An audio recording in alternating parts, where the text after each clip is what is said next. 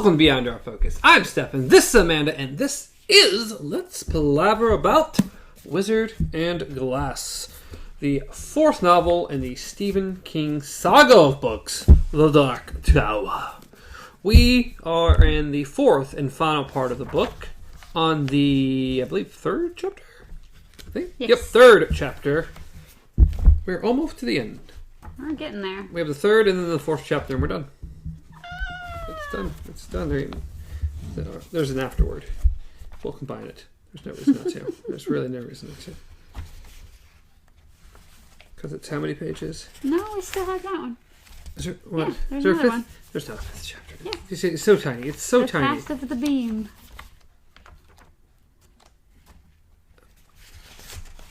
Yeah. Okay, but the fourth chapter is 5 pages. It's 5 pages. That's too long. And Path of the Beam. 6, 4, 6, 8, 10. It's 10 pages. So 15. And then the afterward is a page, One. 2 pages. So yeah, I think we might just combine all of those. Yeah, that's fine. I think it's time to end this book. Hey, we're really done. We're done. We can combine the last 2 chapters and the afterward and have less than 20 pages to read. I think we'll be alright. This one to itself is not very long either, so. Not very long. It has some events to it, but otherwise not. Yes. Still longer than the next couple. Yes. Yeah, it's like 15 pages. So, or 14 pages. Wow, so the last we left our crew is they put on their little red shoes, clicked their heels together, and the gate Opened up and they went across the glass bridge. yes, With Oi coming on staring after at it. himself. Yeah. So we'll pick up chapter 3, The Wizard. Okay,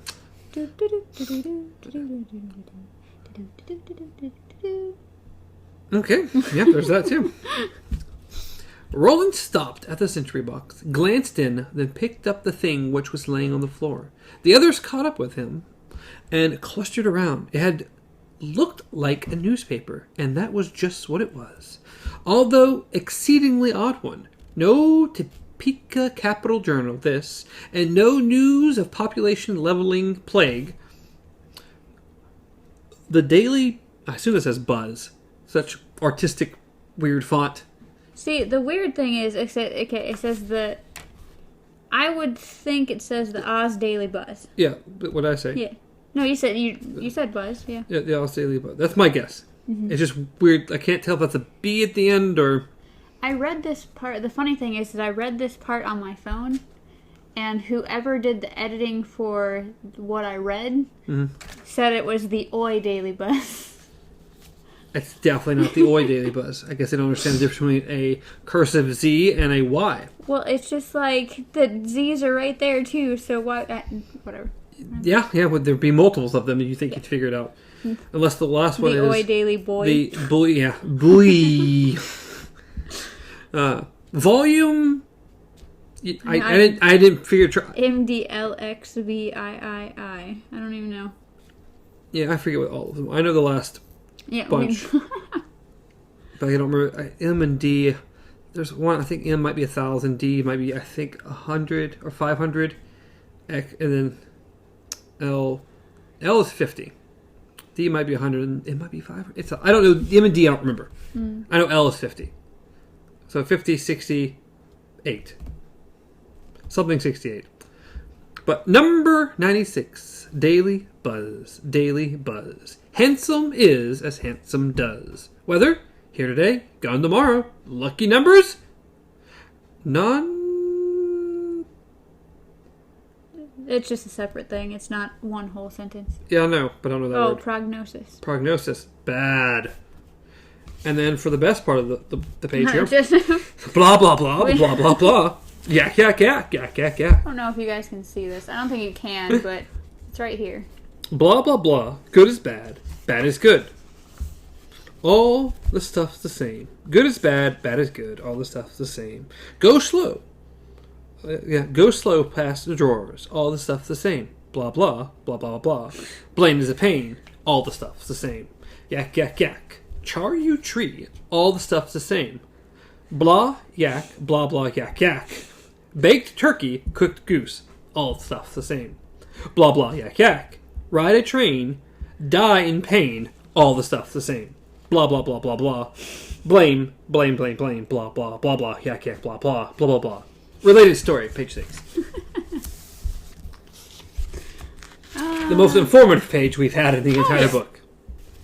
Below this was a picture of Roland, Eddie, Susanna, and Jake crossing the mirrored courtyard as if this had happened the day before, instead of only minutes ago.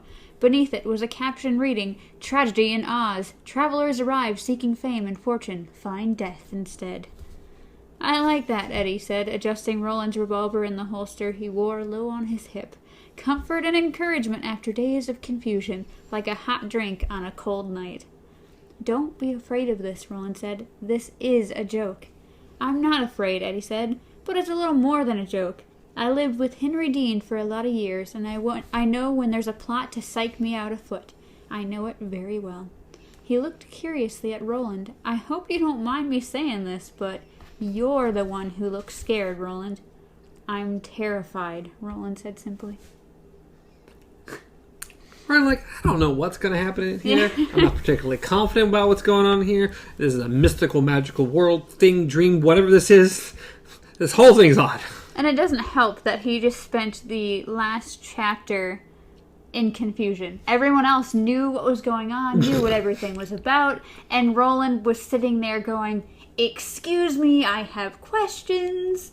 Yes, I don't know this emerald palace that we have here. So he's already in confusion, and now everything's just getting more and more dark, and he's like, you know what?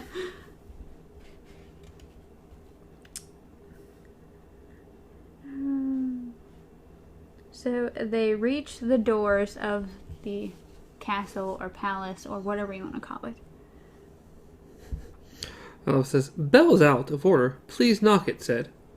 "Don't bother," she said to Roland, who had actually doubled up his fist to do as the sign said. "It's from the story. That's all."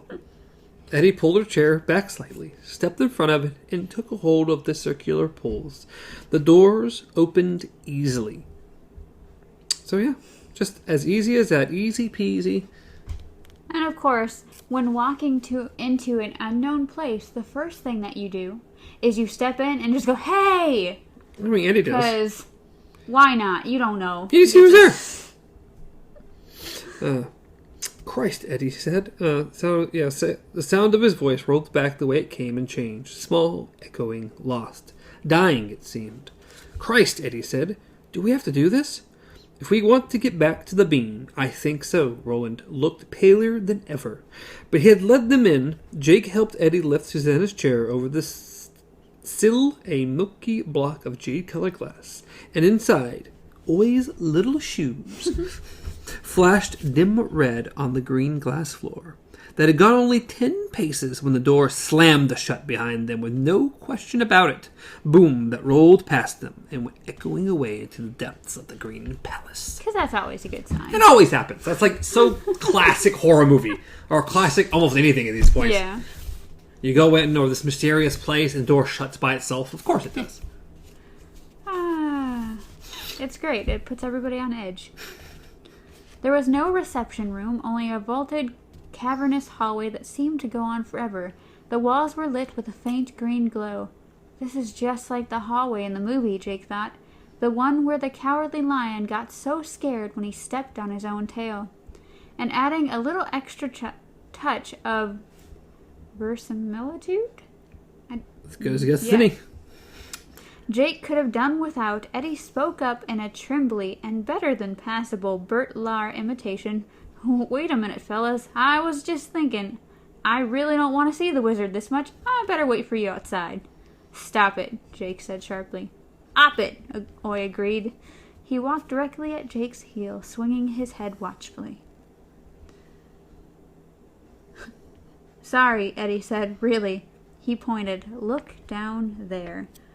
About 40 yards ahead of them, the green corridor did end in a narrow green doorway of amazing height, perhaps 30 feet from the floor to its pointed tip. and from behind it Jake could now hear a steady thrumming sound. As they drew closer and the sound grew louder, his dread grew. He had to make a conscious effort to take the last dozen steps to the door. He knew this sound. He knew it from the run he'd made with Gasher under Ludd, and from the run he and his friends had made on Blaine the Mono.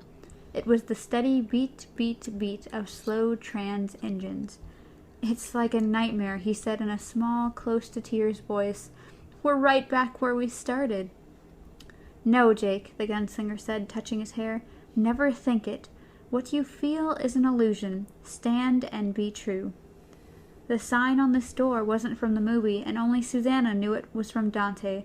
"Abandon hope, all ye who enter here," it said. Roland reached out with his two-fingered right hand and pulled the 30-foot door open. End of chapter. Yes, the end. Good job. We made it. Not quite. No. Just a couple more pages, I mean. Just a few.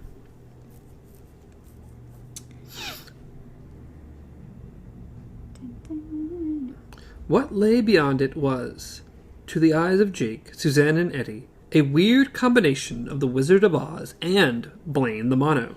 A thick rug, pale blue, like the one in the Barney coach, lay on the floor. The chamber was like the nave? Just a nave, huh? The nave of a cathedral. What part of the cathedral would be the nave, Amanda? I don't know. I would assume the ceiling, because it said soaring to impenetrable heights of greenish black. So I assume it's like the huge vaulted ceilings. Like the nave of a... Sure, we'll go with it. It's good to guess the name. Or that, like, open... I don't know. I don't know these things. I just claim to know these things. The pillars which supported the glowing walls were great glass ribs of alternating green and pink light. The pink was the exact shade of Blaine's hull. Jake saw the supporting pillars had been carved with 1 billion different images, none of them comforting. They jostled the eye and unsettled the heart. There seemed to be preponderance of screaming faces? Preponderance? That seems right.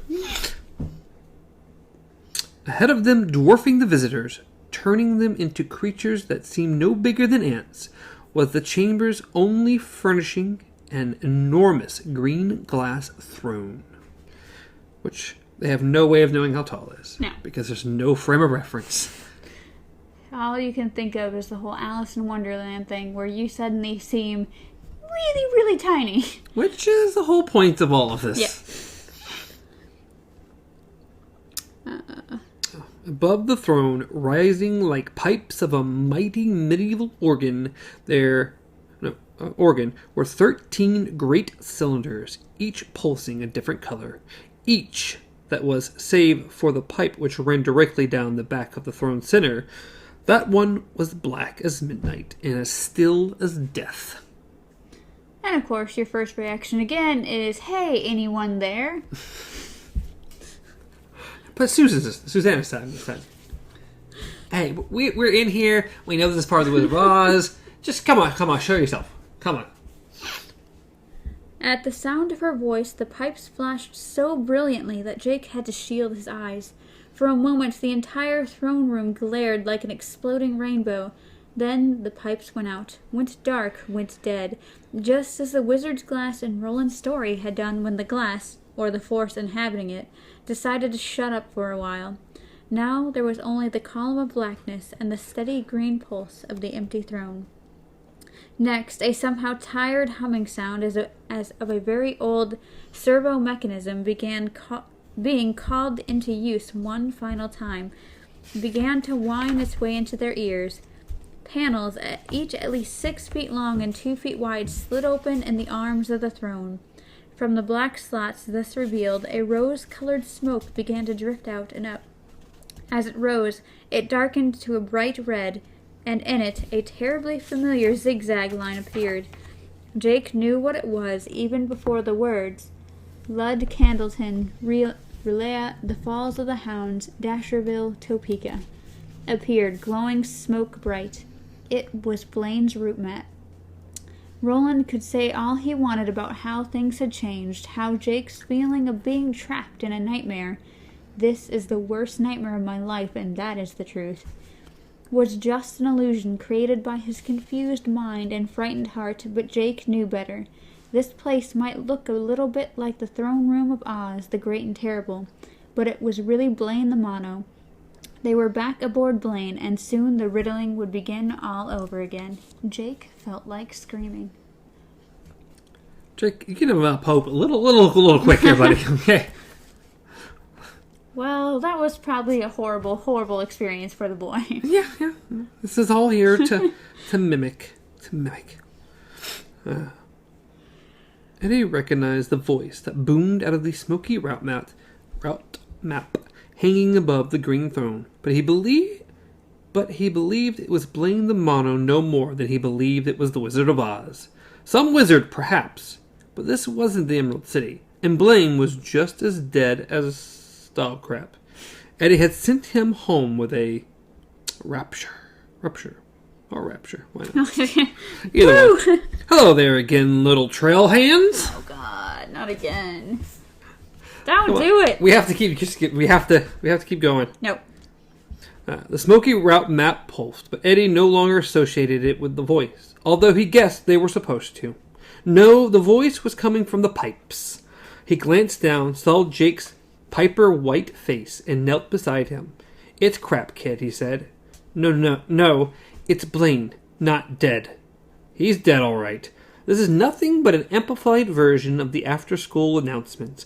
Who's got detention and who's supposed to report to room 6 for speech therapy. You dig? What? Jake looked up at him, lips wet and trembling, eyes dazed. What do you... Those pipes are speakers. Even a pip's squeak can sound big through a 12-speaker Dolby sound system. Don't you remember the movie? It has to sound big because it's a humbug, or bumhug, Jake. Just a bumhug. What are you telling him, Eddie of New York? One of your stupid, nasty-minded little jokes? One of your unfair riddles? Yes. Here's the other thing. It's like, why would you believe this part is Blaine? We've already gone over the whole Wizard of Oz thing. Yeah. We've gotten to the throne room. Come on. It's exactly like everything from the movie so far. So why wouldn't this be as well? I don't know. I think, as I said, Jake's just kind of slipping back into his horrifying experience with Blaine. He's still a kid. Okay? He's still a kid. Yeah, Eddie said. This one goes, how many dipolar computers does it take to screw in a light bulb? Who are you, buddy? I know just as well you're not Blaine the Mono. So who are you? I am Oz! Yeah, sure. The voice thundered. The glass columns flashed. So did the pipes behind the throne. Oz the Great! Oz the Powerful! Who are you? Susanna rolled forward with her wheelchair to the base of the dull green steps leading up to the throne. That would have dwarfed even Lord Perth. I'm Susanna Dean, the small and crippled, she said, and I was raised to be polite, but not to suffer bullcrap. We're here because we're supposed to be here. Why else would we have been get left the shoes? What do you want of me, Susanna? What would you have, little cowgirl? You know, she said, we want everybody wants, so far as I know, to go back home again, because there's no place like home. You can't go home, Jake said. He spoke in a rapid, frightened murmur. You can't go home again. Thomas Wolfe said that.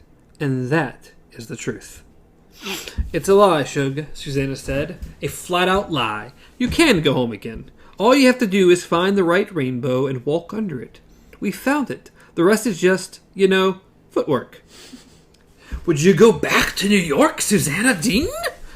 Eddie Dean? Jake Chambers? Is that what you ask of Oz? The mighty? And powerful? New York isn't home for us anymore, Susanna said. She looked very small, yet very fearless, as she sat in her new wheelchair at the foot of the enormous pulsing throne. No more than Gilead is the home for Roland. Take us back to the path of the beam. That's where we want to go, because that's our way home. Only way home we got. Go away, cried the voice from the pipes. Go away and come back tomorrow. We'll discuss the beam then. Fiddle-dee-dee, said Scarlet. We'll talk about the beam tomorrow, for tomorrow is another day. No, Eddie said. We'll talk about it now. Do not arouse the wrath of the great and powerful Oz. I mean, can really, buddy? Is anyone really supposed to believe the great and powerful Oz? Well, even Susanna said that it looked like a salesman selling a kid's toy. Sugar, you best listen now, Susanna said. What you don't want to do is arouse the wrath of folks with guns, especially when you be living in a glass house. I love that. Yeah. Like, this whole place is just glass. We have very hard-firing calibers here. Yeah, that's fine. I mean, you throw stones in glass houses, right? Mm-hmm. I said, come back tomorrow. Red smoke once more began to boil out of the slots in the arms of the throne. It was thicker now. The shape which had been Blaine's map melted apart and joined it. The smoke formed a face this time. It was narrow and hard and watchful, framed by long hair. It's the man Roland shot in the desert, Susanna thought wonderingly. It's that man Jonas. I know it is. Now Oz spoke in a slightly trembling voice. Do you presume to threaten the great Oz? The lips of a huge smoky face hovering over the throne seat parted in a snarl of mingled menace and contempt. You ungrateful creatures! Oh, you ungrateful creatures! Eddie, who knew smoke and mirrors when he saw them, had glanced in another direction. His eyes widened and he gripped Susanna's arm above the elbow. Look, he whispered. Christ, Suze, look! Something we should have been doing the whole time, because we've already seen the movie. We already know this is exactly what happens. Look at Oi.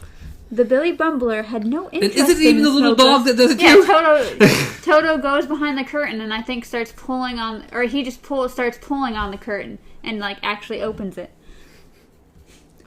Whether they were monorail maps, dead coffin hunters, or just Hollywood special effects of the pre-World War II variety, he had seen, or smelled, something that was more interesting. Susanna grabbed Jake, turned him, and pointed at the Bumbler.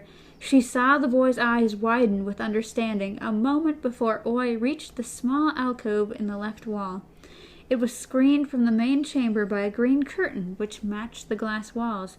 Oi stretched his long neck forward, caught the curtain's fabric in his teeth, and yanked it back. So yeah, this is pretty much the same thing that happened in the movie. But Toto, this is something they should have been looking for. Yes. Again, this is exactly like The Wizard of Oz. Behind the curtain, red and green lights flashed. Cylinders spun inside glass boxes. Needles moved back and forth inside long rows of lighted dials. Yet Jake barely noticed these things. It was a man who took all his attention. The one sitting at the console, his back to them, his filthy hair streaked with dirt and blood hung to his shoulders in a matted clumps. He was wearing some sort of headset and was speaking into a tiny mic which hung from the front of his mouth. His back was to them, and at first he had no idea that Oi had smelled him out and uncovered his hiding place. "Go!" thundered the voice from the pipes. Except now, Jake saw where it was really coming from. "Come back tomorrow if you like, but go now. I warn you." Yeah, except we're looking at you, buddy. Here's the thing, is that you'd think he would have had, like, a camera. It's one of those things, like, being able to see them and interact with them would make more sense than just talking blindly into smoke. Having a control room that's literally not in the same room or back hidden somewhere makes it. But this is supposed to be exactly like Oz for some reason. Yeah, well, I just meant as far as you have people who are literally able to sneak up behind you when you think there'd be some kind of camera in the throne room watching the entire scene to help you control what's going on. But again, this is exactly like Oz. Exactly. Down to even, I think this is exactly the same. Yes. So, of course. Because he keeps talking while Toto is just staring at him, so yeah, that's fine. Even distorted by the amplification of the color pipes, he had recognized the voice. How could he have ever believed it to be the voice of Blaine? I warn you, if you refuse... Oi barked, a sharp and somehow forbidding sound. The man in the equipment alcove began to churn. Tell me, Cully, Jake remembered, his voice saying before its owner had discovered it. The dubious attractions of amplification. Tell me all you know about dipolar computers and transitive circuits. Tell me and I'll give you a drink. It wasn't Jonas, and it wasn't Wizard of Anything. It was David Quick's grandson. It was the TikTok Man. So yes, we have now... We now know the fate of if the we TikTok remember, who helped the TikTok Man? Who brought the TikTok Man along with them? I wonder. We'll find out what happened to him. Oh, that's right. He got shot in the face. Yeah, he did get shot in the face. It wasn't good. After Oi scratched out his eyeball. Yes, Oi scratched out his eyeball. He got shot in the face, and... Should have died. Yes, Jake apparently forgot the rule of Zombieland of double tap. Exactly. Jake stared at him, horrified. The coiled, dangerous creature who had lived beneath Lud with his mates, Gasher and Hoots and Brandon and Tilly, was gone. This might have been that monster's ruined father or grandfather. His left eye, the one Oi had punctured with his claws, bulged white and misshapen, partly in its socket and partly on its unshaven cheek.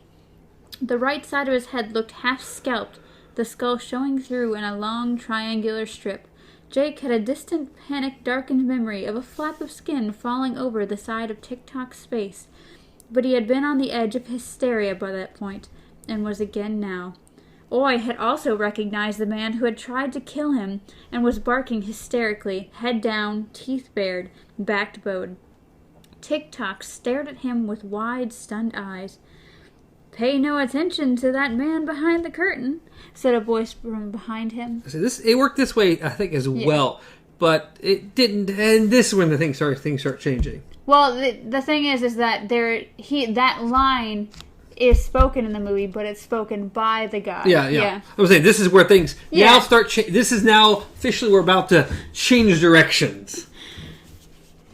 From behind them, and then tittered, "My friend Andrew is having another in a long series of bad days. Poor boy. I suppose I was wrong to bring him out of Lud, but he just looks so lost." The owner of the voice tittered again. Jake swung around and saw that there was now a man sitting in the middle of the great throne with his legs casually crossed in front of him.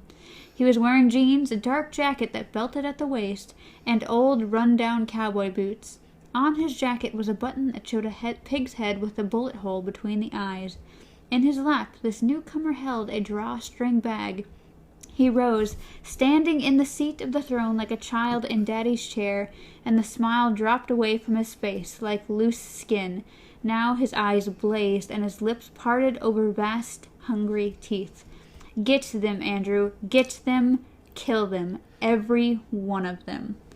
"My life for you," the man in the alcove screamed, and for the first time Jake saw the machine gun propped in the corner.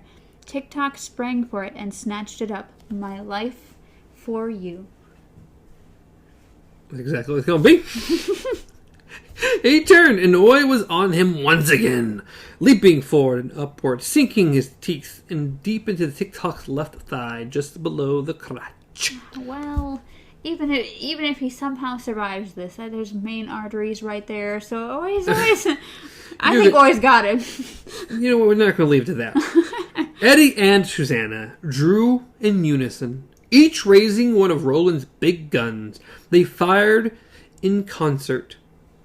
Concert? That's the word. Even Not even the smallest overlap in the sound of their shots. One of them tore off the top of Tip-Top's misshapen head, buried itself in the equipment, and created a loud but merciful brief snarl of feedback. The other took him in the throat. Yeah, he's not coming. This is the double tap right here. He's not coming back. So for all the buildup of... But somehow he still walks. Yeah. Forward a few steps before collapsing dead. But all the buildup of the TikTok man, him coming back after all this time. He didn't do anything. He didn't do nothing the first time, really. No. He beat up a little kid. Yes. He beat up a little kid. He killed some people in a room. And he bullied everybody until finally someone took him out. Yes, till Roland. Yeah. Or Oi and Roland took him out. Yes. I thought it was Jake who shot him. Was it Jake? I thought it was... Because Roland would have made sure he was dead. I don't remember. It was the last book. I know he got shot in the face. I don't remember who did it. Because I thought Jake freaked out and actually shot him. And then when Roland asked what happened, he said, I killed him. And so Roland didn't bother to check. He just... I don't know. I'll take your word. I don't remember. So. It's the mistake in every zombie movie ever where someone says, it's okay, I killed them. And then they walk off. And then next thing you know, that person's, nope, they're not dead. They're not dead, of course. They're not dead. But once again, all this build up just for him to be shot within, a paragraph? Yeah. Okay. Yeah. Completely useless. But King's specialty. Yes. Not understanding how to end characters. Not understanding how to have a good build-up and to actually get rid of important characters in a book. He just not... At least not in these books. Not very good at it. Occasionally, some people get good. But for the most part, it's like, that's not a good ending there, no. King. Thus fell Lord Perth, and the earth did shake with that thunder, said the man on the throne. Except he's not a man, Jake thought. Not a man at all. We found the wizard at last, I think, and I'm pretty sure I know what's in the bag he has. Martin, Roland said, and held out his left hand, the one which was still whole. Martin Broadcloak, after all these years, after all these centuries. Look, we're really going to say centuries. Roland, how old are you, buddy? Want this, Roland? Eddie put the gun he had used to kill the TikTok man in Roland's hand. A tendril of blue smoke was still rising from the barrel. Roland looked at the old revolver as if he had never seen it before, then slowly lifted it and pointed it at the grinny, rosy-cheeked figure sitting cross-legged in the green palace throne. Finally, Roland breathed, thumbed back the trigger. Finally in my sights. When did he sit back down? When did he get up? Because we clearly described him as standing on the chair of the throne. Did we? Yeah. No, we didn't. Yes. No, they said he was sitting. No, I read it. Okay, well, let's go back. It says... Okay. Because I read it, and he said... Okay, well, show me where you read it. I read it. Okay.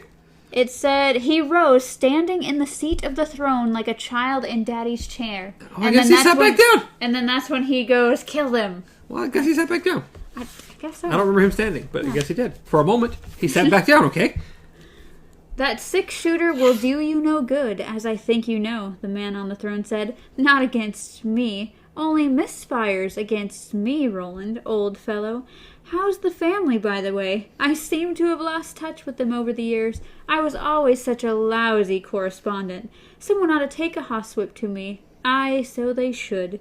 He threw back his head and laughed. Roland pulled the trigger of the gun in his hand. When the hammer fell, there was only a dull click. Because, of course, still only misfires. Just like, what was it? I think it was in the first book there was misfires? I think so, because that's the only time they've met him, I thought. Yeah, I think so, because he's tried before, and the gun does not work against him. Because I want to say, when he finally meets the man in black in the first book, that's the first thing he does is try to kill. Well, I think he tries to get information out of him and then tries to kill him. So, told you, the man on the throne said. I think you must have gotten some of those wet slugs in there by accident, don't you? The ones with the flat powder. Good for blocking the sound of the thinny, but not so good for shooting old wizards, are they? Too bad. And your hand, Roland. Look at your hand. Short a couple fingers by the look. My, this has been hard on you, hasn't it? Things could get easier, though.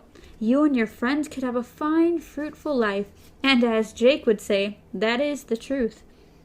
No more labstrosities, no more mad trains, no more disquieting, not to mention dangerous trips to other worlds. All you have to do is give over this stupid and hopeless quest for the tower. No, Eddie said. No, Susanna said. No, Jake said. No, Oy said, and added a bark. The dark man on the green throne continued to smile unperturbed. Roland, he asked, what about you? Slowly he raised the drawstring bag. It looked dusty and old. It hung from the wizard's fist like a teardrop, and now the thing in its pouch began to pulse with pink light. Cry off, and they need never see what's inside this. They need never see the last scene of that sad long-ago play. Cry off, turn from the tower, and go your way. No, Roland said.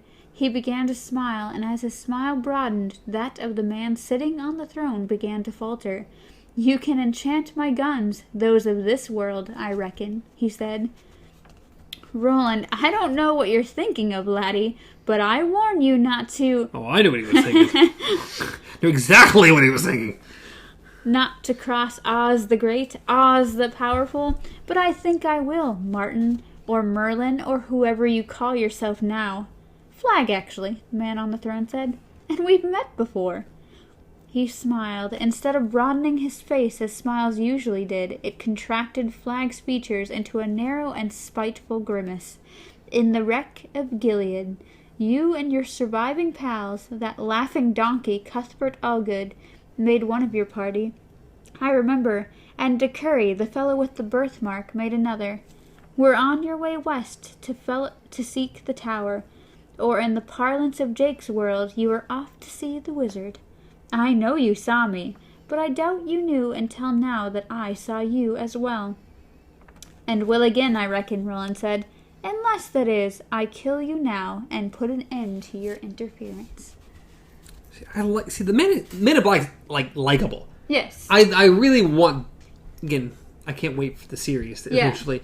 If they could do it remotely decent, it'd be interesting to see how they portray the Man in Black. He's a very interesting character, almost eccentric, but kind of likable, but doesn't fear anything. Yeah, it's like he has expressions and and he's sarcastic, but you can tell that things do catch him off guard. He shows it in a split second and then quickly just comes back with something else, and it just makes him interesting. And his meddlings and everything. Yeah. The way he somehow pretty much just shows up and tells you what you don't know is I had a play or part in all of this. And you're just going to have to figure out where it was at. He's got a part of a lot of things.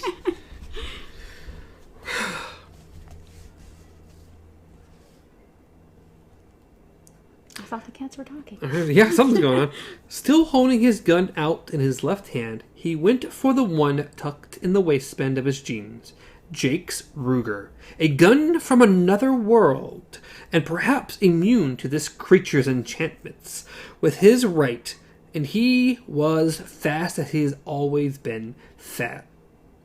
And he was fast as he had always been fast. His speed blinding. The man on the throne shrieked, cringed back. The bag fell from his lap, and the glass ball, once held by Rhea, once held by Jonas, once held by Roland himself, slipped out of its mouth. Mouth of the bag, yes. Smoke, green this time instead of red, billowed from the slots of the arms of the throne. It rose in obscuring fumes, yet Roland still might have shot the figure disappearing into the smoke if he had made a clean draw. He didn't, however. The Ruger slid in the grip of his reduced hand, then twisted. The front sight caught the belt buckle. It took only an extra quarter second for him to free the snag, but that was the quarter second he had needed. He pumped 3 shots into the billowing smoke, then ran forward, oblivious of the shouts of the others.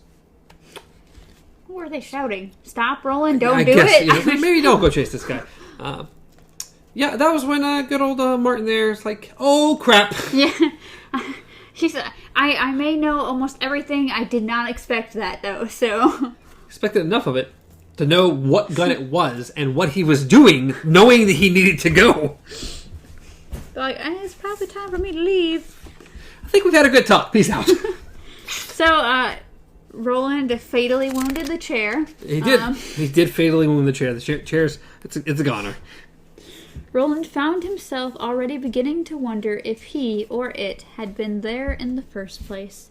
The ball was still there, however, unharmed and glowing the same enticing pink he remembered from so long ago. From Magus, when he had been young and in love. This survivor of Merlin's rainbow had rolled almost to the edge of the throne seat. 2 more inches and it would have plunged over and shattered on the floor.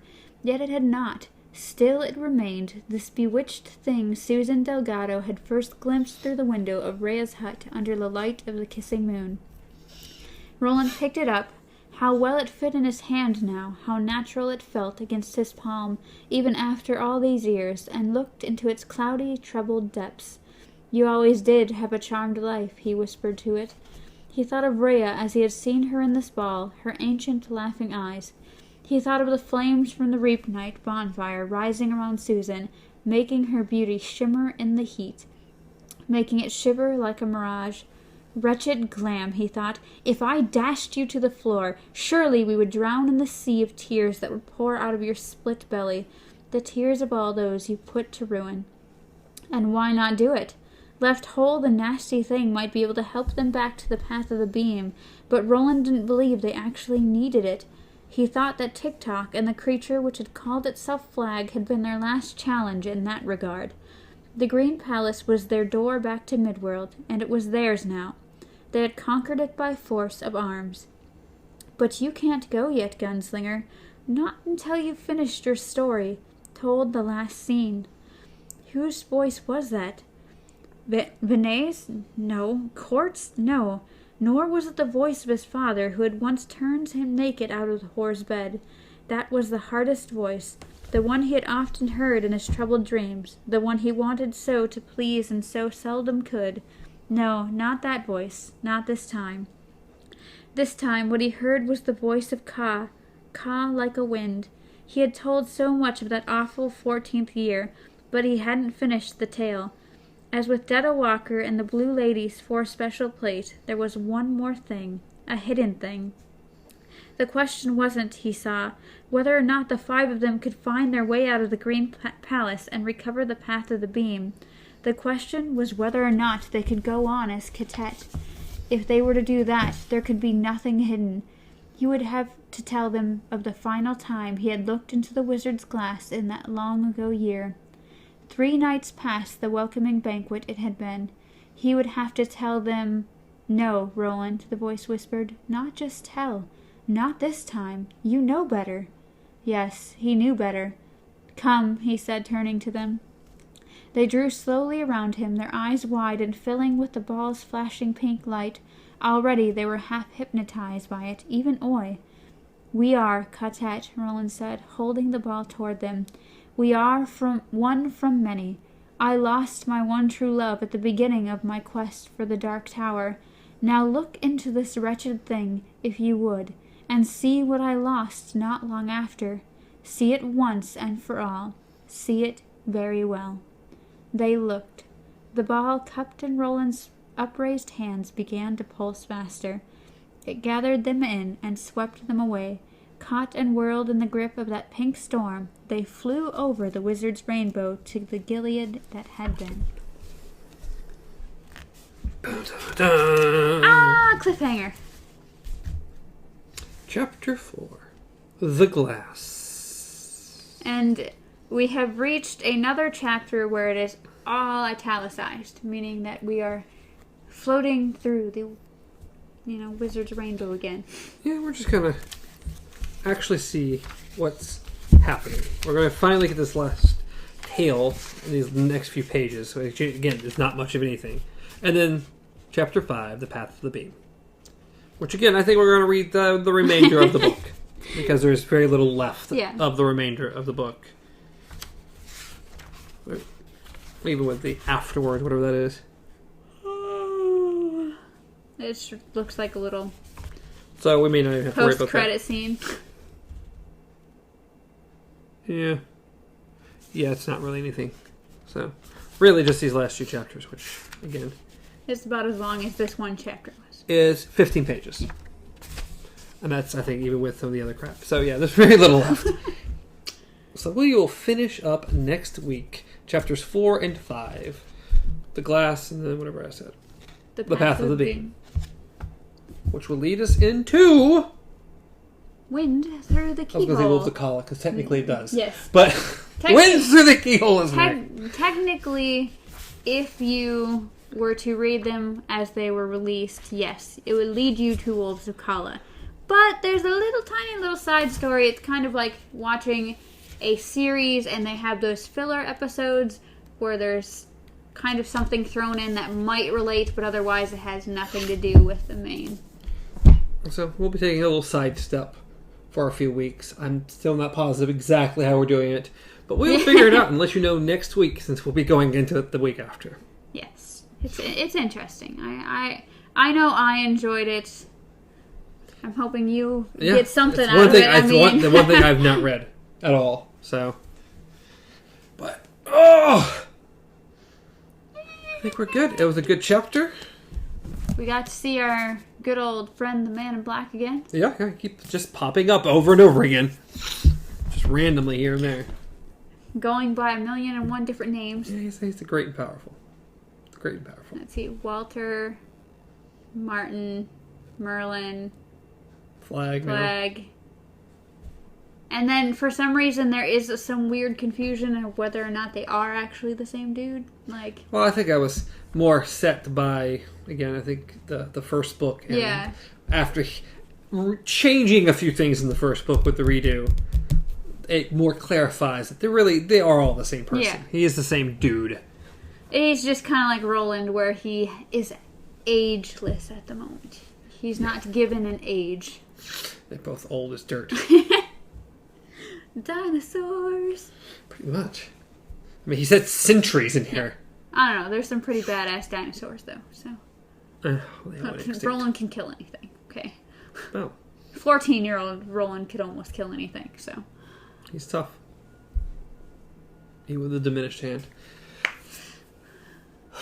But as always, you can reach me at Stars Untraveled, reach Amanda at KZ Pub, reach the show at Beyond Our Focus, everywhere, including YouTube and podcast services around the globe. Maybe. Just don't trust the wizard. Wizards seem to be evil. If a wizard comes up to you and says, hey, we have access to this podcast, it's not worth it. No, if you meet a real wizard, you let me know. There are many things I need to steal from him, like all this magic. You're like, no, immortality. Bring me to Yobaba. No, jeez. Let me learn her secrets. It's cross-universe here. I think, no, we're better off going. Let's go to Granny. Was it, Granny was better. Zimbabwe? Zimbabwe? It's Zababa? Zimbabwe? It's Zimbabwe. Yes. Well, it starts with a Z. Instead of Yobaba, I think it's like Zobaba or Zimbabwe. I don't know. Zimbabwe or something like that. I feel like it's so long ago, but it was like, what, last Yeah, it was like a week ago. It really wasn't that long. But I forget her name. It doesn't matter. We're moving on. Any final thoughts before we move on? No, I think we're good. Till next time! Long days and pleasant nights.